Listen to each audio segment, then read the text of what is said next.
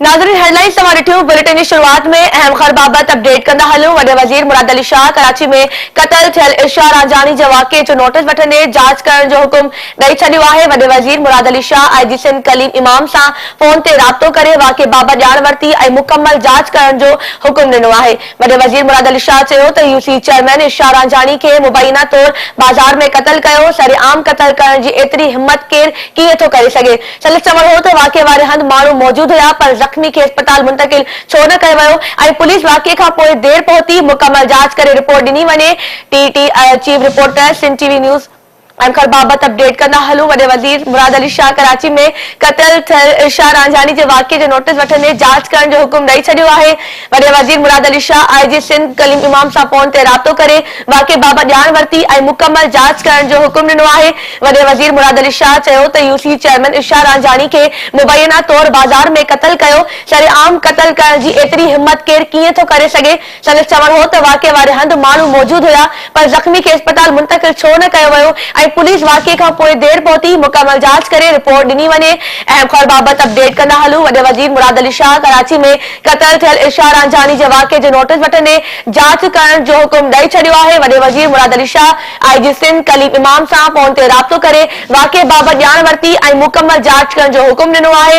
वॾे वज़ीर मुराद अली शाह चयो त UC चेयरमैन इरशाद रांझानी खे मुबैना तौर बाज़ार में क़त्ल कयो। सरेआम क़त्ल करण जी एतिरी हिम्मत केर कीअं थो करे सघे। सलिस चवणो हो त वाक़े वारे हंधि माण्हू मौजूद हुआ पर ज़ख्मी खे अस्पताल मुंतकिल छो न कयो वियो ऐं पुलिस वाक़े खां पोइ देर पहुती मुकमल जांच करे रिपोर्ट ॾिनी वञे। तफ़सील मालूम कंदासीं चीफ रिपोर्टर शबीर आशारी खान। जी शबीर, कहिड़ा तफ़सील आहिनि?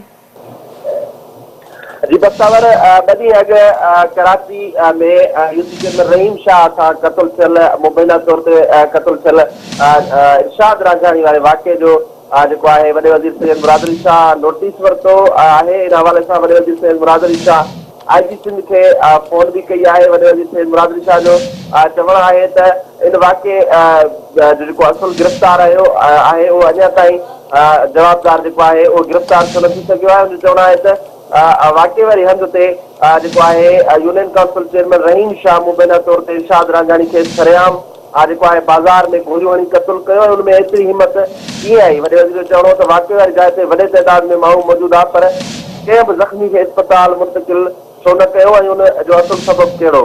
वॾे वज़ीर जेको आहे IG सिंध सां ॻाल्हाईंदे चयो त पुलिस वाक़े खां पोइ केतिरी देर में वाक़े वारे हंधि पहुती ऐं वॾे वज़ीर IG सिंध खां इन मामले ते केतिरा ई सवाल कंदे चयो त पुलिस इन मामले में अञा ताईं का अॻभराई छो न कई आहे ऐं असुल जेको जवाबदार आहे उहो गिरफ़्तार छो न थी सघियो आहे। इहे सवाल बि इन ते उथनि था। छा पुलिस ज़ख्मी इरशाद खे अस्पताल खणी आई या इन वाक़े खां पोइ हींअर ताईं जेको जवाबदार आहे उहे गिरफ़्तार थिया या न थिया।